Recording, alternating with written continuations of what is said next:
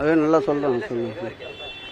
அண்ணாமலை என்ன சொல்லியிருக்காங்கன்னா, பிரதமர் மோடி சென்னைக்கு வரும்போது ரோட் ஷோ நடத்தும்போது திமுக அரசு பர்மிஷன் கொடுக்க மாட்டேங்கிறாங்க. ஆனா மதுரைக்கு செல்லும்போது முதலமைச்சர் செல்லும்போது ரோட் பர்மிஷன் எல்லாம் போறாங்க, காசு கொடுத்துட்டு அங்க போய் மக்கள் எல்லாம் சந்திக்கிறாங்க சொல்லியிருக்காங்க. திமுக ஒருபோதும் ஆட்சிக்கு வராது அப்படின்னு சொல்லியிருக்காங்க அண்ணாமலை.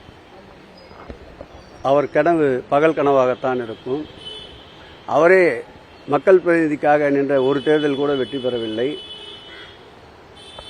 பாரத பிரதமர்கள் வருகின்ற போது இவர்கள் போக்குவரத்திற்கு இடையூறு ஏற்படுத்துகின்ற இடங்களில்தான் அனுமதி மறுக்கப்பட்டதே தவிர போக்குவரத்து இடையூறு இல்லாத இடங்களில் அவர் ரோட் ஷோக்கு அனுமதி மறுக்கப்படவில்லை.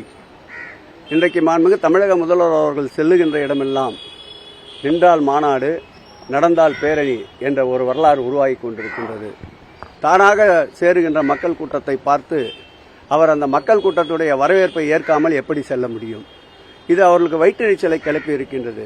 2026 மாண்புமிகு தமிழக முதல்வர் எங்கள் ஆர்வீர் தலைவர் தளபதி அவர்கள் கையில்தான் என்பதை இந்த கூட்டங்கள் வாயிலாக அவர் செல்லுகின்ற இடங்களெல்லாம் திரளுகின்ற மக்கள் வெள்ளத்தால் நிரூபணமாகி இருக்கின்றது. ஆகவே வயிற்றெரிச்சல் இப்படி ஏதாவது பேசிக்கொண்டு தான் இருப்பார்கள். எங்கள் பணி மக்கள் நலப்பணி, அதை நாங்கள் தொடர்ந்து கொண்டே இருப்போம். இன்று நாளைக்குள் அதற்கு ஒரு முடிவெடுக்கப்பட்டு வெகு விரைவில் ஒப்பந்தம் கோரப்பட இருக்கின்றது. மாண்புமிகு முதலமைச்சர் அவர்கள் அதற்குண்டான முடிவை இன்று எடுப்பார். விடாத, நீ கேட்க நினைச்சிட விடாத. புரியல.